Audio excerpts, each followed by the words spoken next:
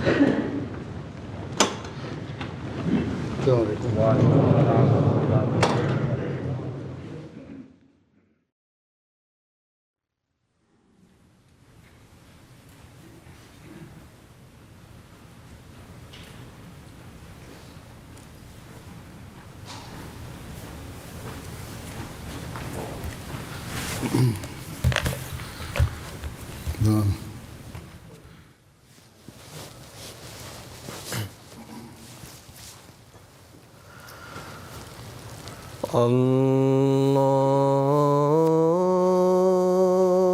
اللہ اکبر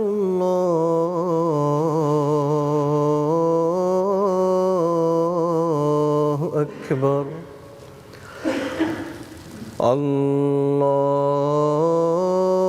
اللہ اکبر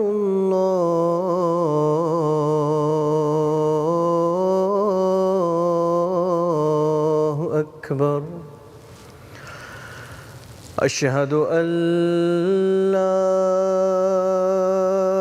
الہ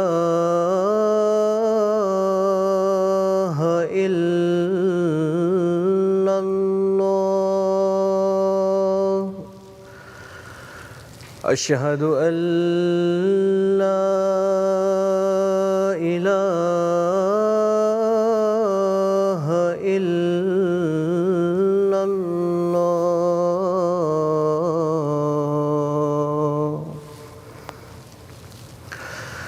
اشہد ان محمدًا رسول اللہ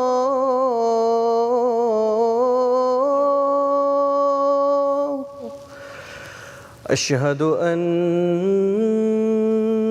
محمدًا رسول اللہ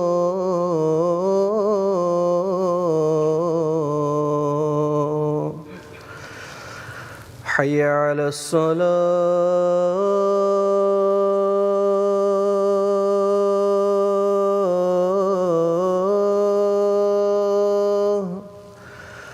حی علی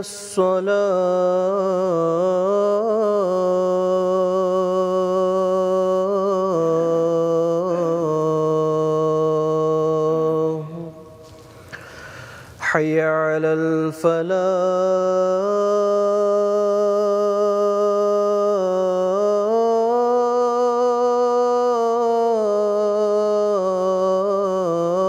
الفلاح حی علی الفلاح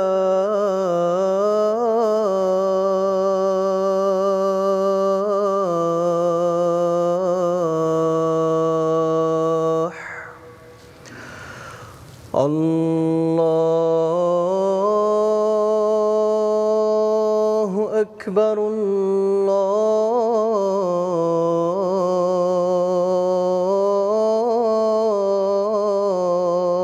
اکبر لا الہ الا اللہ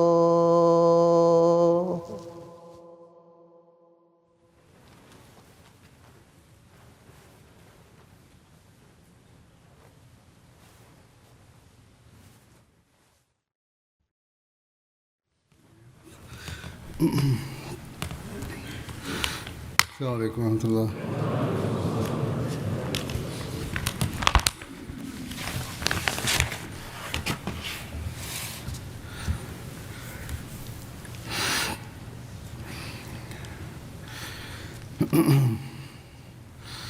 أشهد أن لا إله إلا الله وحده لا شريك له وأشهد أن محمدًا عبده ورسوله أما بعد فأعوذ بالله من الشيطان الرجيم بسم الله الرحمن الرحيم الحمد لله رب العالمين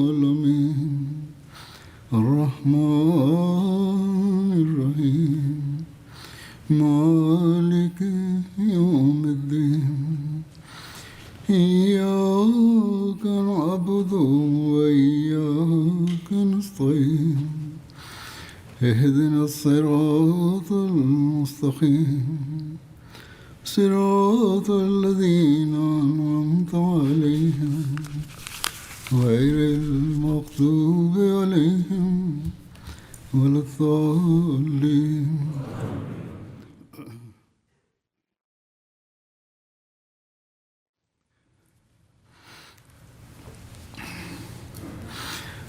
گزشتہ خطبات میں طائف کی جنگ کا ذکر ہو رہا تھا. اس موقع پر ایک صحابی جو ان سے بات کرنے کے لیے گئے تھے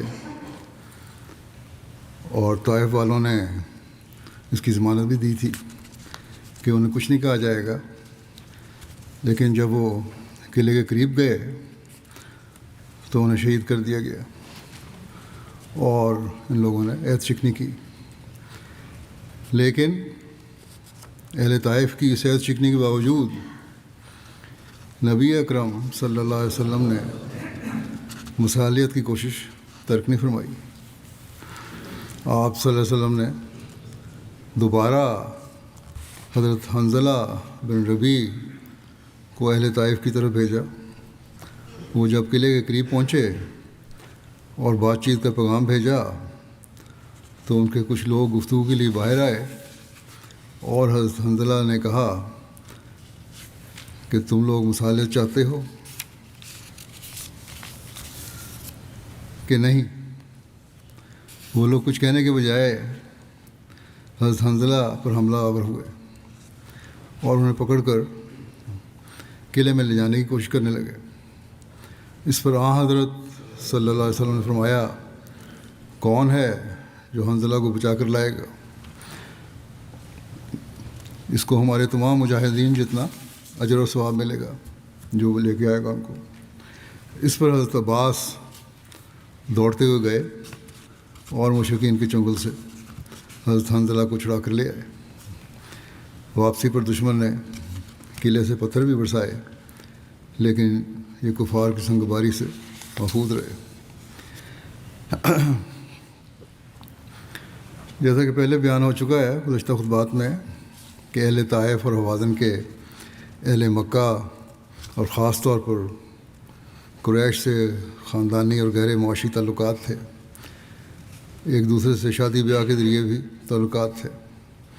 اس بنا پر مصالحت کے لیے حضرت ابو سفیان بن حرب اور حضرت مغیرہ بن شعبہ قلعہ کے اندر گئے لیکن انہیں بھی کامیابی نہ ہوئی.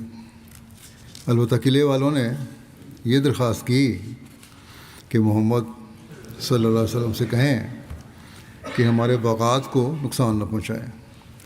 اللہ کی خاطر اور رشتہ داری کی خاطر انہیں ویسے ہی رہنے دیا جائے. خود کسی معاہدے پہ عمل نہیں کرنا لیکن درخواست کر رہے ہیں کہ ہم پر رحم کیا جائے. یہ ذکر ہو چکا ہے کہ آپ صلی اللہ علیہ وسلم نے ان کی درخواست پر ان کے باغات کو تلف کرنے کا حکم واپس لے لیا تھا. حضرت صلی اللہ علیہ وسلم کی سیرت کا یہ ایک بے مثال پہلو ہے کہ آپ نے اتنی اعلیٰ ظرفی اور حوصلہ مندی کا ثبوت دیا کہ کئی دنوں سے محاصرہ کیے ہوئے ہیں اور یہ ایک ایسی جنگی چال تھی کہ جنگ کا پلڑا مسلمانوں کی طرف جھک سکتا تھا اگر باغوں کے کاٹنے کا حکم ہوتا تو. لیکن جب انہوں نے خدا کا واسطہ دیا اور صلہ رحمی کا واسطہ دیا تو آپ صلی اللہ علیہ وسلم نے ان کی درخواست مان لی اور بظاہر ایک بہت بڑا جنگی نقصان قبول کر لیا.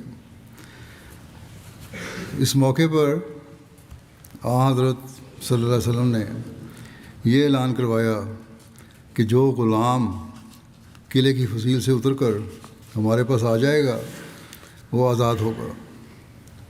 اس پر 23 غلام اتر کر مسلمانوں سے آ ملے. اہل طائف اس پر بہت نجیدہ ہوئے. آپ صلی اللہ علیہ وسلم نے ان سب کو آزاد کر دیا ان میں سے ایک ایک آدمی کو آپ نے ایک ایک مسلمان کے سپرد کیا اور کفالت کی ذمہ داری اس مسلمان پر ڈالی۔ حضرت صلی اللہ علیہ وسلم نے ان غلاموں کے متعلق یہ بھی نصیحت فرمائی کہ ان کو اچھی طرح دین سکھایا جائے۔ کچھ عرصے بعد جب اہل طائف نے اسلام قبول کر لیا تو انہوں نے اپنے انہی غلاموں کی بات کی تھی اور رسول اکرم صلی اللہ علیہ وسلم سے درخواست کی تھی کہ ہمارے غلام ہمیں واپس لوٹا دیے جائیں۔ اس پر آپ صلی اللہ علیہ وسلم نے ان کی درخواست رد کر دی۔ ان غلاموں میں سے بعض نے تاریخ اسلام میں نیکی تقوی میں نام پیدا کیا، جن میں سے ایک حضرت ابو بکرہ بھی تھے۔ ایک موقع پر عیینہ بن حصن فزاری نے رسول اللہ صلی اللہ علیہ وسلم سے اجازت چاہی کہ وہ قلعہ کے اندر جا کر بنو ثقیف کو اسلام کی دعوت دے۔ عیینہ بن حصن کا تعارف یہ ہے کہ یہ غزوہ احزاب کے موقع پر کفار کی طرف سے بنو فزارہ کا سردار تھا۔ غزوہ احزاب میں کفار کی شکست کے بعد بھی اس نے مدینے پر حملہ کرنے کا ارادہ کیا تھا، لیکن رسول اللہ صلی اللہ علیہ وسلم نے شہر سے باہر نکل کر اس کے حملے کو روکا اور اسے پسپا ہونے پر مجبور کر دیا۔ یہ فتح مکہ سے پہلے اسلام لایا تھا اور اس میں شرکت بھی کی تھی۔ فتح مکہ کے موقع پر یہ مسلمان تھا بظاہر۔ غزوہ حنین اور طائف میں بھی شرکت کی۔ حضرت ابوبکر رضی اللہ عنہ کے عہد خلافت میں باغی مرتدوں کے ساتھ یہ بھی فتنہ ارتداد کا شکار ہو گیا اور مدعی نبوت اور باغی طلحہ کی طرف مائل ہو گیا اور اس کی بیعت کر لی اور اس کے ساتھ مل کر اسلامی فوجوں کے ساتھ اس نے جنگ کی، یعنی ان کے خلاف جنگ کی اسلامی فوجوں کے۔ اور جب بری طرح شکست کھا کر قیدی بن کر حضرت ابوبکر کے سامنے پیش کیا گیا تو اس نے ندامت کا اظہار کیا۔ حضرت ابوبکر نے اس کو معاف کر دیا اور یہ دوبارہ اسلام لے آیا، اور اس وقت اس نے یہ بھی کہا کہ اس سے پہلے تو میں کبھی بھی ایمان نہ لایا تھا۔ اس کے بارے میں لکھا ہے کہ یہ اکھڑ مزاج اور ترش رو شخص تھا، اپنے قبیلے کا مشہور جنگجو اور سردار تھا۔ اس کے متعلق آتا ہے کہ نبی اکرم صلی اللہ علیہ وسلم نے اس کو الاحمق المطاع فرمایا تھا، یعنی ایسا لیڈر اور رہنما تو ہے جو احمق ہے۔ بہرحال حضرت صلی اللہ علیہ وسلم نے اس کو اجازت دے دی جب اس نے کہا کہ میں جاتا ہوں، اور رینا قلعے میں ان لوگوں کے پاس پہنچا اور اسلام کی دعوت دینے کے بجائے بنو ثقیف سے کہنے لگا تم لوگ مضبوطی کے ساتھ اپنے قلعے میں ڈٹے رہو، کیونکہ ہماری حیثیت تو ایک غلام سے بھی بدتر ہوتی جا رہی ہے۔ ایک روایت میں یہ الفاظ بھی ہیں کہ دیکھو کسی حال میں بھی قلعہ مت نہ چھوڑنا اور نہ کسی بات سے متاثر اور پریشان ہونا۔ جب وہ ہے نا واپس رسول اللہ صلی اللہ علیہ وسلم کے پاس آیا تو آپ نے پوچھا وہ ہے نا تم نے ان لوگوں سے کیا کہا تھا؟ اس نے کہا میں نے انہیں اسلام قبول کرنے کی ہدایت کی اور دین کی دعوت دی، دوزخ سے ڈرایا اور جنت کا راستہ بتلایا۔ جبکہ اللہ تعالیٰ نے آپ صلی اللہ علیہ وسلم کو اس کی بابت بذریعہ وحی اطلاع دے دی تھی کہ یہ کیا کیا کیا ہے وہاں۔ چنانچہ حضرت صلی اللہ علیہ وسلم نے فرمایا تم جھوٹ بول رہے ہو، تم نے ان لوگوں سے یہ کہا ہے، اور آپ نے وینا کی وہ ساری باتیں دہرا دیں جو اس نے وہاں کہی تھیں۔ یہ سنتے ہی وینا حیران رہ گیا، کہنے لگا یا رسول اللہ صلی اللہ علیہ وسلم اب سچ کہتے ہیں، میں اپنی اس حرکت پر آپ سے اور اللہ تعالیٰ سے توبہ کرتا ہوں۔ لیکن بہرحال ایمان پوری طرح قائم نہیں ہوا تھا ابھی بھی۔ حضرت صلی اللہ علیہ وسلم نے معاصرہ کی صورتحال کے پیش نظر حضرت نوفل بن معاویہ دہلی سے مشورہ کیا تو انہوں نے عرض کیا کہ یہ تو ایسا ہی ہے جیسے لومڑی اپنے بھٹ میں گھسی ہوئی ہو. اس پر کھڑے رہیں گے تو پکڑ لیں گے اور چھوڑ دیں گے تو نقصان کی طاقت نہیں رکھتی, اپنی غار میں چلی جاتی ہے لومڑی. یہ سن کر رسول اللہ صلی اللہ علیہ وسلم نے محاصرہ ختم کرنے کا فیصلہ فرما لیا اور حضرت عمر کے ذریعے لوگوں میں اعلان کروا دیا کہ انشاءاللہ کل واپسی ہوگی. معلوم ہوتا ہے کہ در حقیقت صرف مشورے کے نتیجے میں نہیں بلکہ اللہ تعالیٰ کی طرف سے بھی کوئی خاص رہنمائی یا اشارہ ملا تھا آپ صلی اللہ علیہ وسلم کو, تو آپ نے یہ محاصرہ اٹھا لیا. ورنہ آپ صلی اللہ علیہ وسلم کی جنگی مہمات میں یہ پہلا موقع تھا کہ بظاہر اتنی اہم اور ضروری فتح کو بظاہر ادھورا چھوڑ کر آپ واپس جا رہے تھے. تبصرے کرنے والے اور روایات لکھنے والے جو بھی لکھیں, بہرحال یہ ہم نے دیکھا ہے تاریخ میں کہ اس سے زیادہ مشکل اور ناممکن مارکوں میں اللہ تعالیٰ نے آپ صلی اللہ علیہ وسلم کو غیر معمولی فتح اور نصرت نوازا تھا. بنو قریظہ اور خیبر کی فتوحات اس کی روشن مثالیں ہیں. حنین کی مثال بھی اس وقت قریبی مثال تھی, اسے کیسے بھولا جا سکتا ہے. بعض مکے والوں کو بھی حضرت صلی اللہ علیہ وسلم کی شکست کا یقین تھا حنین کے موقع پر, اور ان میں سے ایک گروہ تو دراصل آپ کی شکست کا تماشا دیکھنے کے لیے ساتھ ہو لیا تھا. لیکن اس وقت بھی ایک یقینی شکست کو اللہ تعالیٰ نے حیرت انگیز غیر معمولی اور تاریخی فتح عطا فرمائی تھی. اور طائف میں تو وہی بھاگا ہوا اور شکست خوردہ لشکر ہی چھپا ہوا تھا اور دبکا ہوا بیٹھا تھا. اس سابقہ نصرت الہی کے نظاروں کی روشنی میں طائف کو فتح کرنا بھی کوئی زیادہ مشکل اور ناممکن امر نہیں تھا. لیکن آپ صلی اللہ علیہ وسلم بظاہر آپ نے اس ہار کو تسلیم کیا اور محاصرہ ختم کرنے کا اعلان فرمایا. تو دراصل آپ صلی اللہ علیہ وسلم کی سیرت کا ایک بہت تابناک پہلو ہمیں نظر آتا ہے کہ آپ صلی اللہ علیہ وسلم کی یہ لشکر کشی بھی دراصل کسی نفسانی جوش کے تحت نہیں تھی, مال غنیمت حاصل کرنے یا زمینوں کو فتح کرنے کے لیے نہیں تھی, بلکہ آپ صلی اللہ علیہ وسلم کی ایک ایک حرکت اور سکون اور قول و فعل خدائے علیم و خبیر کی مرضی کے تابع تھی. اور آپ کی ساری زندگی اسی آیت کے مصداق تھی کہ کل ان صلاتی و نسکی و محیای و مماتی للہ رب العالمین. تو ان سے کہہ دے کہ میری نماز اور میری قربانی اور میری زندگی اور میری موت اللہ ہی کے لیے ہے جو تمام جہانوں کا رب. طائف کے محاصرے کے موقع پر دو باتیں ایسی ہوئی ہیں کہ جسے صاف معلوم ہوتا ہے کہ آپ صلی اللہ علیہ وسلم کو اللہ تعالیٰ کی طرف سے یہ رہنمائی مل گئی تھی کہ یہ محاصرہ ختم کر دیا جائے, اور آپ صلی اللہ علیہ وسلم نے فوراً محاصرہ ختم کرنے کا اعلان فرما دیا. اس زمانے میں حضور صلی اللہ علیہ وسلم کی ایک خواب کا ذکر ملتا ہے. چنانچہ ابن ہشام نے لکھا ہے کہ طائف کے محاصرہ کے موقع پر حضرت صلی اللہ علیہ وسلم نے حضرت ابوبکر سے فرمایا کہ اے ابوبکر, میں نے آج خواب میں دیکھا ہے کہ ایک برتن میں مکھن بھرا ہوا میرے پاس تحفہ میں آیا ہے. پھر ایک مرغ نے چونچ مار کر اس برتن کو گرا دیا.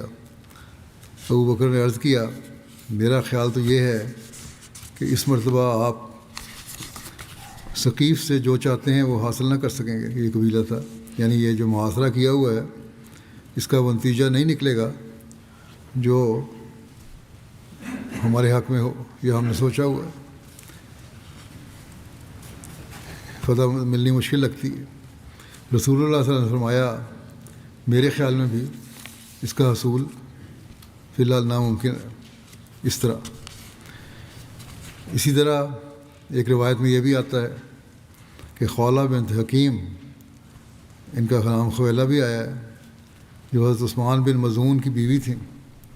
انہوں نے رسول کریم صلی اللہ علیہ وسلم کی خدمت میں عرض کیا کہ یا رسول اللہ صلی اللہ علیہ وسلم, اگر اللہ تعالیٰ آپ کو طائف کی فتح نصیب کرے تو بادیہ بنت غیلان یا فاریہ بنت عقیل کا زیور مجھ کو عنایت فرمائیں. کیونکہ تمام ثقیف میں ان عورتوں کے برابر کسی عورت کے پاس قیمتی زیور نہیں ہے۔ رسول کریم صلی اللہ علیہ وسلم نے اس سے فرمایا، اے خولہ، ثقیف پر فتح پانے کی اگر مجھے اجازت ہی نہ دی گئی تو پھر کیا ہو؟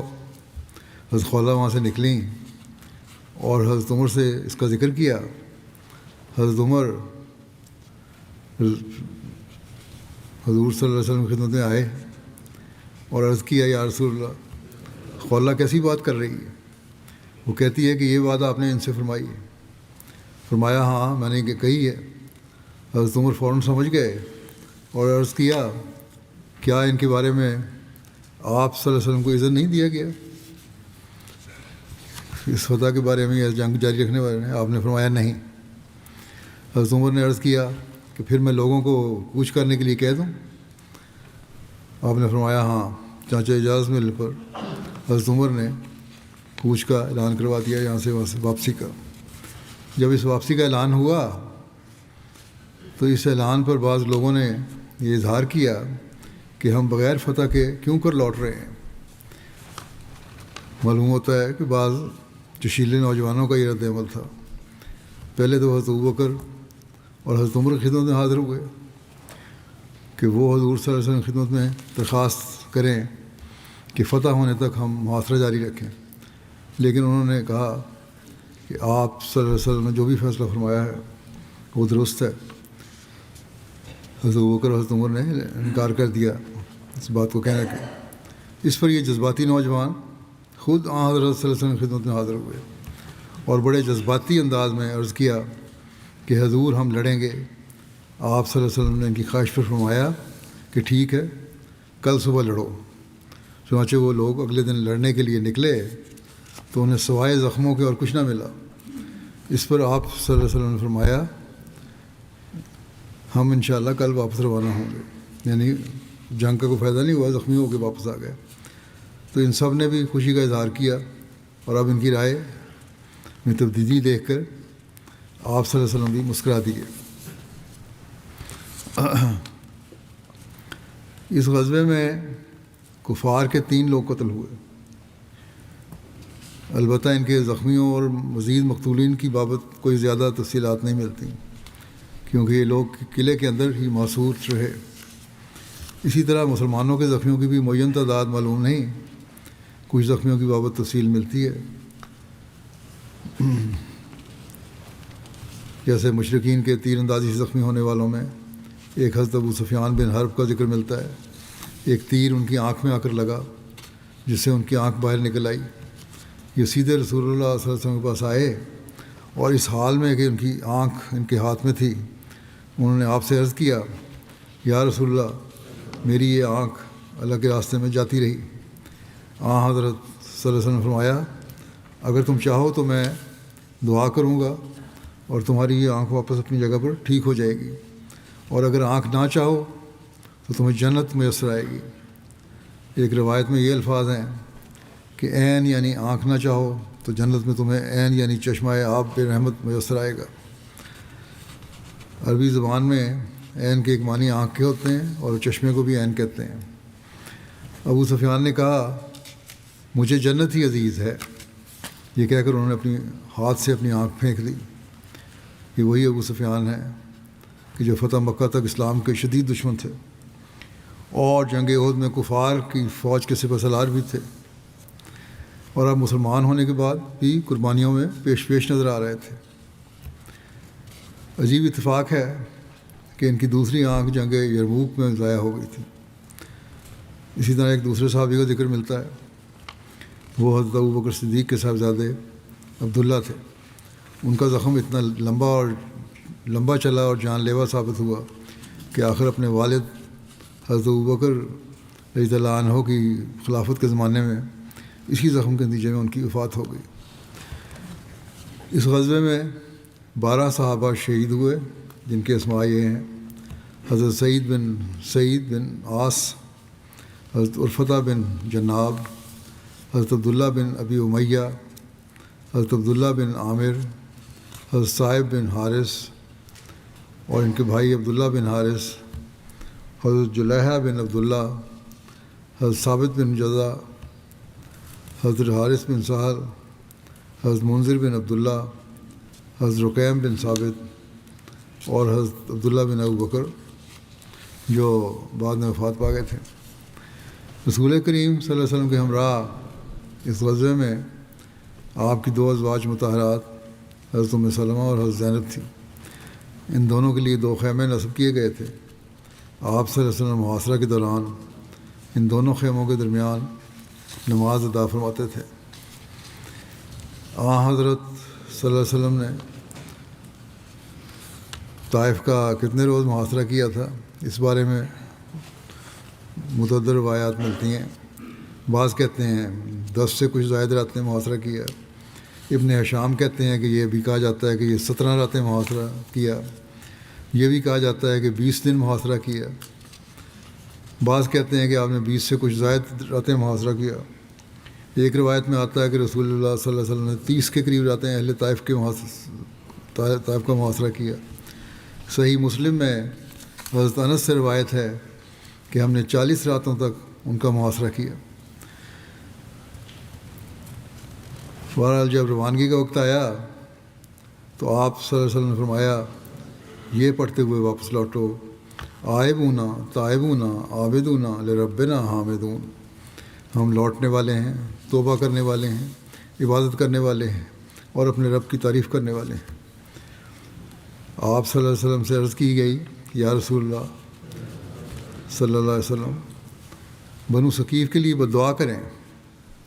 آپ صلی اللہ علیہ وسلم کی وسعت حوصلہ اور رحمت کا یہ عالم تھا کہ بظاہر مقصد حاصل کیے بغیر جا رہے تھے، لیکن آپ صلی اللہ علیہ وسلم نے ان کے لیے بددعا کے بجائے یہ دعا کی، اللہم اہد ثقیفاً وآت بہم مسلمین، اے اللہ ثقیف کو ہدایت دے اور انہیں مسلمان بنا کر لیا۔ اس کے بعد جب آپ صلی اللہ علیہ وسلم وہاں سے واپسی کے لیے سوار ہوئے تو دعا کی، اللہم اہدہم واکفنا مونتہم، اے اللہ ان کو ہدایت عطا فرما اور ان کی سپلائی اور رسد کے مقابلہ پر تو ہمارے لیے کافی ہو، کیونکہ آپ کا اصل مقصد تو یہ تھا کہ بھولی بھٹکی مخلوق اپنے خالق کی طرف رجوع کر لے۔ چنانچہ اللہ تعالیٰ نے آپ صلی اللہ علیہ وسلم کی یہ دعا اس طرح قبول فرمائی کہ یہی طائف والے ابھی سال بھی نہیں گزرا تھا کہ رمضان 9 ہجری میں سارے کے سارے مسلمان ہو گئے۔ حضرت مسلم عورت نے بھی اس بارے میں بیان فرمایا ہوا ہے ایک جگہ، فرماتے ہیں کہ آپ صلی اللہ علیہ وسلم طائف کی طرف روانہ ہوئے۔ وہی شہر جن کے باشندوں نے پتھراؤ کرتے ہوئے محمد رسول اللہ صلی اللہ علیہ وسلم کو اپنے شہر سے نکال دیا تھا، اس شہر کا آپ نے کچھ عرصے تک محاصرہ کیا، لیکن پھر بعض لوگوں کے مشورے دینے پر کہ ان کا محاصرہ کر کے وقت ضائع کرنے کی ضرورت نہیں، سارے عرب میں اب صرف یہ شہر کر ہی کیا سکتا ہے، آپ محاصرہ چھوڑ کر چلے آئے اور کچھ عرصے کے بعد طائف کے لوگ بھی مسلمان ہو گئے۔ حنین کے مال غنیمت کی تقسیم کا بھی ذکر ملتا ہے کہ 5 ذوالقعدہ کو آپ صلی اللہ علیہ وسلم طائف سے جیرانہ تشریف لائے، جہاں تمام قیدی اور اموال غنیمت جمع تھے۔ حضرت صلی اللہ علیہ وسلم کے ارشاد پر ان قیدیوں سے حسن سلوک کا یہ عالم تھا کہ ان کی رہائش کے لیے عارضی تعمیرات کی گئی تھیں تاکہ سردی گرمی کی شدت سے بچاؤ ہو سکے۔ اموال غنیمت کی تفصیل اس طرح سے تھی کہ 6000 غلام اور لونڈیاں تھیں، ان کی رہائش کا بندوبست کیا گیا۔ بعض روایات میں 8000 بھی بیان کیا جاتا ہے۔ 24000 آج کی طرح نہیں ہیں جنگوں کے جو دشمنی کرتے ہیں کہ بنے ہوئے گھر اجاڑ دیتے ہیں، گرا دیتے ہیں، جو آج کل ہو رہا ہے اسرائیل میں، بلکہ ان کے لیے آپ نے رہائشیں تعمیر کروائیں 6000 سے 8000 سے۔ 24000 اونٹ سے مال غنیمت میں، 40000 سے زائد بھیڑ بکریاں اور 4000 اوقیہ چاندی جو کہ قریباً 490 کلو گرام بنتی ہے۔ اس سے پہلے کبھی بھی مسلمانوں کو اس قدر مال غنیمت نہیں ملا تھا۔ ایسے موقع پر بھی آپ صلی اللہ علیہ وسلم کو اپنے صحابہ کی تربیت کا اس قدر خیال تھا کہ آپ نے مال غنیمت تقسیم کرنے سے پہلے اعلان فرمایا کہ اس مال میں سے سوائے خمس کے میرا حق بھی وہی ہے جس کا تم میں سے ہر کوئی حقدار ہے، اور وہ خمس بھی آخر تمہارے پاس ہی پلٹ آئے گا۔ اس کے بعد فرمایا سوئی اور اس کا دھاگا یا اس سے بھی چھوٹی چیز اگر کسی کے پاس ہے تو وہ واپس کر دے۔ خیانت سے بچو، کیونکہ روز قیامت یہ خیانت کرنے والے کے لیے باعث عار اور ایک دھبا ثابت ہوگی۔ یہ اعلان سن کر ایک صحابی اونٹ کے بالوں سے بنی ہوئی رسی کا ایک گولا لے کر آپ کی خدمت میں حاضر ہوئے کہ یا رسول اللہ صلی اللہ علیہ وسلم، میں نے پھٹی ہوئی زین سینے کے لیے دھاگا مال غنیمت میں سے لے لیا تھا، اور ایک اور صحابی نے مال غنیمت میں سے ایک سوئی اٹھا کر اپنی بیوی کو دی تھی۔ وہ اعلان سن کر فوراً اپنی بیوی کے پاس گئے اور اس سے وہ سوئی واپس لے کر مال غنیمت میں واپس رکھ دی۔ آپ صلی اللہ علیہ وسلم نے مال غنیمت تقسیم کرنے کی ابتدا کی تو آغاز تالیف قلبی سے کیا۔ یہ عرب کے بڑے لوگ تھے جن کو آپ نے پہلے دیا، اپنے اپنے قبیلوں میں شرف اور بزرگی کا مقام رکھتے تھے۔ آپ نے ان کو مانوس کرنے کے لیے عطایا دیے۔ آپ صلی اللہ علیہ وسلم نے ان میں سے کسی کو 100 اونٹ دیے، کسی کو 50 اونٹ دیے، چاندی اور غلام اس کے علاوہ تھے۔ ایک سیرت کتاب میں لکھا ہے کہ ابو سفیان بن حرب کو 100 اونٹ دیے۔ ابو سفیان جب رسول اکرم صلی اللہ علیہ وسلم کی خدمت میں حاضر ہوئے تو آپ صلی اللہ علیہ وسلم کے پاس سامنے چاندی کا ایک ڈھیر لگا ہوا دیکھا۔ اس کو دیکھ کر کہنے لگے یا رسول اللہ، آپ تو قریش میں سب سے زیادہ مالدار ہو گئے ہیں۔ آپ صلی اللہ علیہ وسلم مسکرا دیے اور ابو سفیان کو 40 اوقیہ چاندی اور 100 اونٹ دیے جانے کا ارشاد فرمایا۔ ابو سفیان نے کہا میرے بیٹے یزید کو بھی عطا فرمائیں۔ آپ نے اس کے لیے بھی 40 اوقیہ چاندی اور 100 اونٹ دیے جانے کا ارشاد فرمایا۔ یہ یزید ابو سفیان کا بیٹا تھا، جو عام طور پہ جو یزید کا ذکر تاریخ میں ملتا ہے بدنام زمانہ، وہ ابو سفیان کا پوتا تھا، یعنی حضرت معاویہ کا بیٹا تھا۔ ابو سفیان کہنے لگا یا رسول اللہ، میرے دوسرے بیٹے معاویہ کو بھی آپ کچھ دیں۔ آپ نے اس کے لیے بھی 40 اوقیہ چاندی اور 100 اونٹ دینے کا ارشاد فرمایا۔ اس پر ابو سفیان کہنے لگا میرے ماں باپ آپ پر قربان، آپ کریم ہیں، میں نے آپ سے جنگیں کی ہیں اور آپ کیا ہی اچھے جنگجو ہیں، پھر میں نے آپ سے صلح کی اور آپ کیا ہی اچھے صلح کرنے والے ہیں، اللہ آپ کو جزائے خیر دے۔ مکے کے معززین اور شرفاء میں سے ایک حکیم بن حزام بھی تھے۔ فتح مکہ کے موقع پر انہوں نے اسلام قبول کیا اور حضرت صلی اللہ علیہ وسلم نے اعلان فرمایا تھا کہ جو حکیم بن حزام کے گھر میں داخل ہو جائے گا اس کو امان دی جائے گی۔ یہ ختیجہ کے بھائی کے بیٹے تھے۔ انہیں بھی حضرت صلی اللہ علیہ وسلم نے 100 اونٹ عطا فرمائے۔ وہ خود بیان کرتے ہیں کہ میں نے 100 اور مانگے تو آپ نے وہ بھی مجھے عطا فرمائے، میں نے مزید 100 مانگے تو آپ نے مجھے مزید 100 اونٹ عطا فرمائے۔ پھر آپ صلی اللہ علیہ وسلم نے فرمایا اے حکیم، یہ مال اچھا اور شیریں ہے، اچھا مال ہے، جو اس کو نفس کی بے رغبتی سے لے گا تو اس میں برکت ہوگی، اور جو اس کو نفس کی حرص و لالچ سے لے گا تو اس میں برکت نہیں ہوگی۔ وہ اس آدمی کی طرح ہے جو کھاتا ہے لیکن سیر نہیں ہوتا۔ اوپر والا ہاتھ یعنی دینے والا ہاتھ نیچے والے ہاتھ یعنی لینے والے ہاتھ سے بہتر ہوتا ہے۔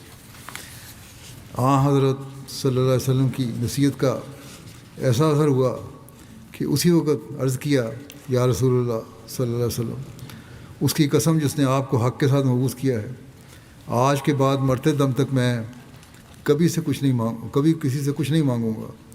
اور بعض روایات کے مطابق انہوں نے وہ 200 اونٹ جن کا سوال کیا تھا وہ بھی واپس کر دیے، اور پھر زندگی بھر اپنے اس عہد پر قائم رہے اور کسی سے کچھ نہیں مانگا، بلکہ یہاں تک اس پرکار باندھ رہے کہ حضرت ابوبکر صدیق رضی اللہ عنہ اپنے عہد خلافت میں جب کوئی مال دیتے تو یہ لینے سے انکار کر دیتے۔ پھر حضرت عمر رضی اللہ عنہ نے بھی اپنے عہد خلافت میں مال دینے کے لیے بلایا اسلامی فتوحات کے نتیجے میں بہت سے اموال آیا کرتے تھے تو خلفاء صحابہ کو بطور عطیہ ان میں سے دیا کرتے تھے، لیکن حضرت حکیم بن حزام نے لینے سے انکار کر دیا۔ اس پر حضرت عمر نے تمام حاضرین سے مخاطب ہو کر کہا کہ لوگوں گواہ رہنا، میں نے ان کا حق انہیں دیا تھا لیکن انہوں نے لینے سے انکار کر دیا۔ آپ صلی اللہ علیہ وسلم کی بخشش و عطا سے فیض یاب ہونے والوں میں سے مکے کا ایک سردار صفوان بن امیہ بھی تھا۔ یہ وہی صفوان تھا جس سے آپ صلی اللہ علیہ وسلم نے غزوہ حنین کے لیے زیریں اور ہتھیار مستعار لیے تھے، اور یہ مشرک ہونے کی حالت میں ہی غزوہ حنین میں بھی شامل ہوا تھا۔ بعض روایات کے مطابق صفوان دل میں یہ سوچ کر آیا تھا کہ کاش ہمیں محمد صلی اللہ علیہ وسلم کو قتل کرنے کا موقع مل جائے یا مخالف دشمن محمد صلی اللہ علیہ وسلم کے لشکر کو شکست دے دے، لیکن اسی جنگ میں ہی اس کے دل کی کایا پلٹنے لگی، اور جب اموال غنیمت کی تقسیم کا وقت آیا تو آپ نے اس کو 100 اونٹ عطا فرمائے، بلکہ صحیح مسلم کی روایت کے مطابق 300 اونٹ عطا فرمائے۔ ایک اور روایت ہے کہ انہی دنوں میں نبی اکرم صلی اللہ علیہ وسلم ایک گھاٹی سے گزرے جس میں مال غنیمت کے اونٹ اور بکریاں تھیں، اور وہ وادی ان اونٹوں اور بکریوں سے بھری ہوئی تھی۔ صفوان اس قدر مال دیکھ کر حیرت زدہ ہو کر دیکھنے لگا تو آپ صلی اللہ علیہ وسلم نے فرمایا، اے ابو وہب، یہ صفوان کی کنیت تھی، اس گھاٹی نے تجھے تعجب میں ڈال دیا؟ اس نے کہا جی ہاں۔ آپ نے فرمایا یہ سارا مال تمہارا ہوا، تم لے لو۔ صفوان نے بے ساختہ کہا کہ میں گواہی دیتا ہوں کہ آپ اللہ کے نبی ہیں، کیونکہ اس طرح کی عطا کوئی نبی ہی کر سکتا ہے۔ ایک دوسری روایت کے مطابق صفوان بن امیہ خود بیان کرتے ہیں کہ آپ صلی اللہ علیہ وسلم مسلسل مجھے حنین کے اموال غنیمت دیتے رہے، جس کا نتیجہ یہ ہوا کہ پہلے آپ صلی اللہ علیہ وسلم مجھے ساری مخلوق سے زیادہ ناپسندیدہ شخصیت تھے، پھر آپ صلی اللہ علیہ وسلم مجھے ساری مخلوق سے زیادہ محبوب ہو گئے۔ الغرض آپ صلی اللہ علیہ وسلم مختلف سرداران عرب کو عطا فرماتے رہے، ان سب کی تعداد 50 سے زائد بیان کی گئی ہے۔ اس کے علاوہ اس کے بعد حضرت صلی اللہ علیہ وسلم نے حضرت زید بن ثابت کو باقی لوگوں کو بلانے کا ارشاد فرمایا اور ان میں مال غنیمت تقسیم فرمایا۔ ہر ایک کے حصے میں 4 اونٹ یا 40 بکریاں آئیں، اور یوں آپ نے وہ مال غنیمت جو ابھی تک کا سب سے زیادہ مال تھا سارے کا سارا لوگوں میں تقسیم فرما دیا۔ حضرت صلی اللہ علیہ وسلم کی سیرت کا یہ پہلو قابل غور ہے کہ مخالفین آپ صلی اللہ علیہ وسلم اور آپ کی جنگوں کے متعلق یہ الزام لگاتے ہیں کہ مسلمان چونکہ غریب اور مال و دولت سے محروم تھے اس لیے یہ جنگیں شروع کی گئیں۔ اگر اس بات میں تھوڑی سی بھی حقیقت ہوتی تو جنگ حنین کے اموال غنیمت کی تقسیم کچھ اور طریقے سے ہوتی، لیکن یہاں تو ہم دیکھتے ہیں کہ مال غنیمت کا ایک بھاری حصہ تالیف قلب کے لیے غیروں کو دیا گیا، قریش کے امراء کو دیا گیا، بلکہ بعض روایات کے مطابق تو سارے کا سارا مال دوسرے لوگوں میں تقسیم کر دیا گیا تھا۔ گو اس میں مسالے کچھ بھی ہوں، لیکن یہ تو دنیا نے دیکھ لیا کہ آپ صلی اللہ علیہ وسلم اپنے لیے کچھ بھی نہ رکھا، آپ صلی اللہ علیہ وسلم نے اپنے لیے کچھ بھی نہیں رکھا، بلکہ بعض روایات مطابق جس کی تفصیل آگے آئے گی کہ اپنے جانسار اور وفادار ساتھیوں یعنی انصار مدینہ کو بھی اس مال غنیمت میں سے کچھ نہیں دیا۔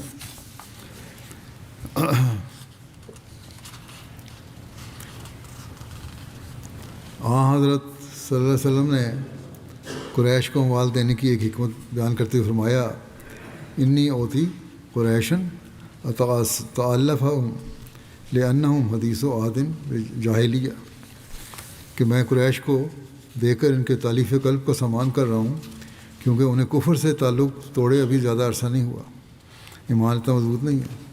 بخاری کی ایک اور روایت ہے کہ آپ صلی اللہ علیہ وسلم نے فرمایا، انا قریشن حدیث و عہد و جاہلیت و مصیبت و انی اردت ان اجبرہ ہوں و عطا الف ہوں، کہ قریش کے کفر اور تباہی اور بربادی کی مصیبت کا زمانہ نیا نیا ہے گزرا ہے.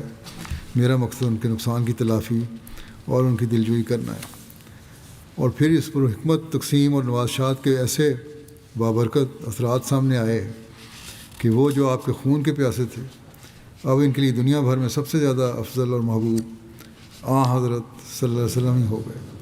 وہ جو پہلے اسلام کو ختم کرنے کے لیے سر دھڑ کی بازی لگانے والے تھے اب اسلام کی اور حضرت صلی اللہ علیہ وسلم کی حفاظت کے لیے اپنی جانیں قربان کرنے کو تیار ہو گئے. اور ان میں سے کئی وہ تھے جو بعد میں اسلامی جنگوں میں شہادت کے مقام پر فائز ہوئے اور ان سب کا اسلام بہترین اسلام ثابت ہوا. اس موقع پر کچھ منافقین نے اموال کی تقسیم میں اعتراض کرتے ہوئے بے ادبی اور گستاخی کا مظاہرہ بھی کیا اور آپ صلی اللہ علیہ وسلم پر یہ اتہام لگایا کہ نعوذ باللہ گویا آپ صلی اللہ علیہ وسلم نے عدل و انصاف سے کام نہیں لیا اور نہ ہی خدا کی رضا کے مطابق کام کیا ہے. رسول اللہ صلی اللہ علیہ وسلم نے جب یہ سنا تو آپ صلی اللہ علیہ وسلم کا چہرہ مبارک سرخ ہو گیا اور فرمایا اگر اللہ اور اس کا رسول بھی انصاف سے کام نہیں لے گا تو کون ہے جو عدل و انصاف کرے گا. پھر آپ نے فرمایا کہ اللہ میرے بھائی موسیٰ پر رحم کرے, انہیں اس سے بھی بڑی بڑی تکلیفیں اور اذیتیں پہنچائی گئیں اور انہوں نے صبر سے کام لیا. اسی طرح ایک اور شخص جس کا نام ذوالخویسرہ تھا اپنے آپ صلی اللہ علیہ وسلم کے پاس کھڑا ہوا اور کہنے لگا کہ اے محمد صلی اللہ علیہ وسلم آپ نے جو آج کیا ہے وہ میں نے دیکھا ہے. آپ نے فرمایا اچھا کیا دیکھا ہے؟ کہنے لگا آپ نے انصاف سے کام نہیں لیا. آپ صلی اللہ علیہ وسلم نے فرمایا تیرا برا ہو, اگر میرے پاس عدل نہیں تو کس کے پاس ہے؟ اس پر حضرت عمر اور حضرت خالد بن ولید کھڑے ہوئے اور عرض کیا اگر اجازت ہو تو اس کی گردن اڑا دی جائے. آپ صلی اللہ علیہ وسلم نے فرمایا نہیں, ممکن ہے یہ شخص نماز پڑھتا ہو. اب یہ بھی کوئی یقینی بات نہیں, لیکن اس شک پہ ہی کہ ممکن ہے نماز پڑھتا ہو, اس لیے میں کس طرح کہہ سکتا ہوں اس کی گردن اڑاؤ. آج کل کے مسلمانوں کے عمل دیکھیں کیا ہے. اس پر حضرت خالد نے عرض کیا کیا کوئی نمازی ایسی بات کہہ سکتا ہے جو اس کے دل میں نہ ہو, جو اس کے دل میں نہ ہو؟ آپ صلی اللہ علیہ وسلم نے فرمایا خالد مجھے یہ حکم نہیں دیا گیا کہ میں لوگوں کے دل چیر کر یا سینے چاہ کر کے دیکھوں. آپ صلی اللہ علیہ وسلم نے یہ بھی فرمایا کہ یہ شخص اور اس کے ساتھی قرآن پڑھیں گے اور وہ ان کے حلق سے نیچے نہیں جائے گا.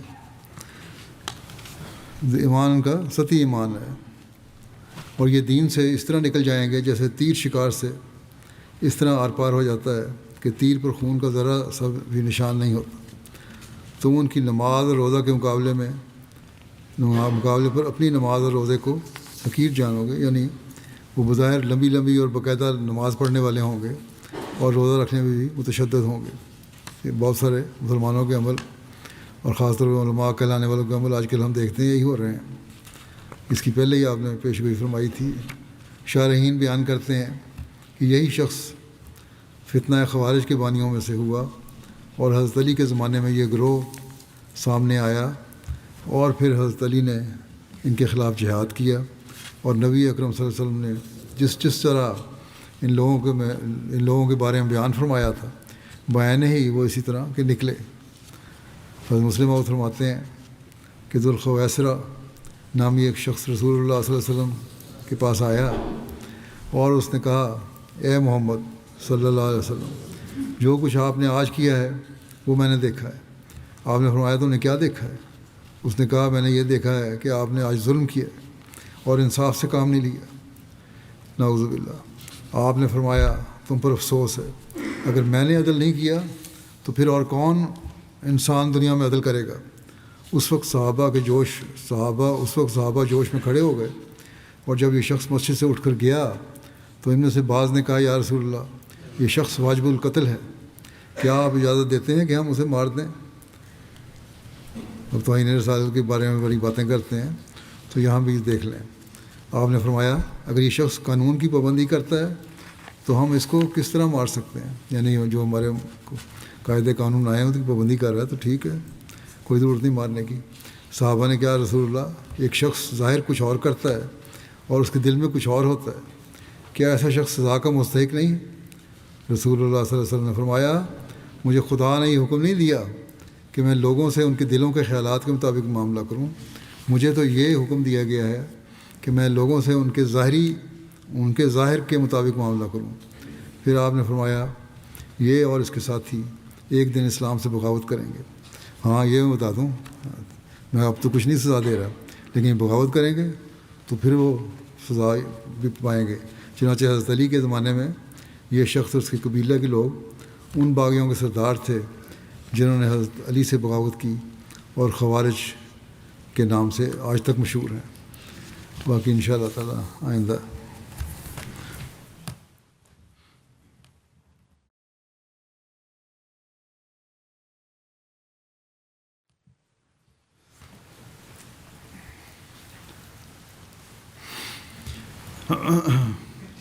الحمد للہ نحمده ونستعینه ونستغفره ونؤمن به ونتوکل علیہ ونعوذ باللہ من شرور انفسنا ومن سیئات اعمالنا من يهده الله فلا مضل له ومن يضلل فلا هادي له ونشهد أن لا إله إلا الله ونشهد أن محمدا عبده ورسوله عباد الله رحمكم الله إن الله يأمر بالعدل والإحسان وإيتاء ذي القربى وينهى عن الفحشاء والمنكر والبغي يعظكم لعلكم تذكرون اذكروا الله يذكركم وادعوه يستجب لكم ولذكر الله أكبر